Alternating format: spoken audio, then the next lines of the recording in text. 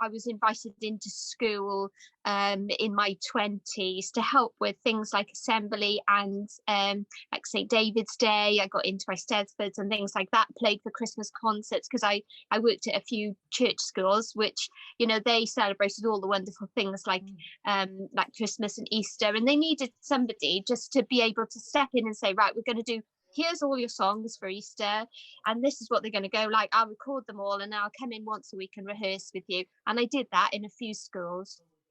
And while I was doing that, I noticed that I was finding it really difficult to find songs for St. David's Day and things like that. And so I started writing little ditties. But when we took over the Stackpole Inn 14 years ago, Gary and I took over with absolutely no experience. And the place is really, really busy. And there was no room for music, there was no room for anything. It was just so busy and so full on, and we were trying to cope with running this business that we knew nothing about in the middle of August with all the tourists here, and you know, trying to serve 300 customers a day and things like that. It was really hard.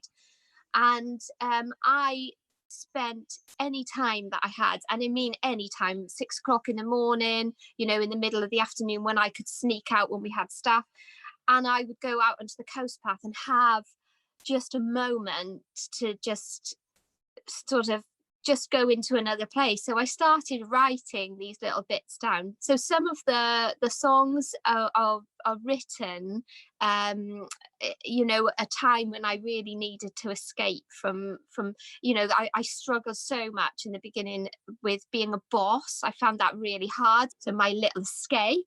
And I, you know, even now I can go off into the coast path on my own. I always walk alone.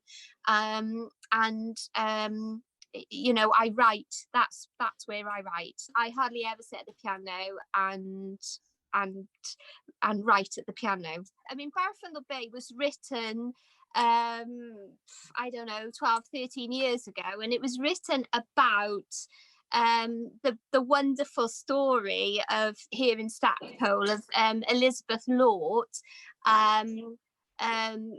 getting off with Alexander Campbell, and she used to go to Barafundle Bay and she's waiting. She wasn't, I don't think she was that young, because there's a little bit the second verse, the time has come and gone when I was young and free. Yeah, so it was written about that. But there's a sneaky little part, you know, people say, oh, is it about you? And yeah, there's somewhere along the way I was sort of looking at other people's lives and how they sort of cross with mine, you know, trying to do something that I didn't know I was doing. And you know, and you know, time moves on and the seasons pass by, and you know, you walk to Barafundle and it always seems to be exactly the same. You just have the seasons one after another, and time really, really does fly by. So it's not a complicated story. My Pembrokeshire home by the sea, we recorded that years and years ago in St Mary's Church with year 2, and it was my, I don't know, 3rd or 4th year 2 that I'd been doing music with, and we recorded it. So it's obviously it sounds like children's voices, and it's not complicated. These children are young, you know, year 2, they're about 6, aren't they, 5 and 6, and so